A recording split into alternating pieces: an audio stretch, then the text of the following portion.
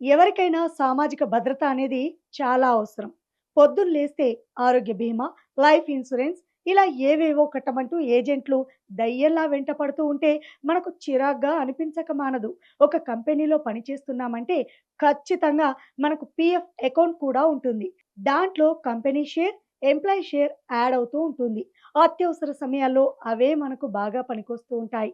అయితే ఈ మధ్య కొన్ని ప్రభుత్వాలు కొత్త కొత్త పథకాలు ఎంప్లాయీస్ కోసం తీసుకొస్తూ ఉన్నాయి. ఉద్యోగ సామాజిక భద్రత కల్పించాలంటూ దేశవ్యాప్తంగా గిగ్ వర్కర్లు సమ్మెకు దిగారు. దీంతో e commerce online food delivery ప్లాట్ఫామ్లైన అమెజాన్, ఫ్లిప్కార్ట్, బ్లింకిట్, స్విగ్గీ, దాని అనుబంధ సంస్థ ఇన్స్టామార్ట్, జొమాటో తదితర యాప్ సేవల్లో తీవ్రంగా అంతరాయం నెలకొంది. మళ్ళీ ఈ నెల 31వ తేదీన మరోసారి సమ్మె చేయనున్నట్లు సమాచారం.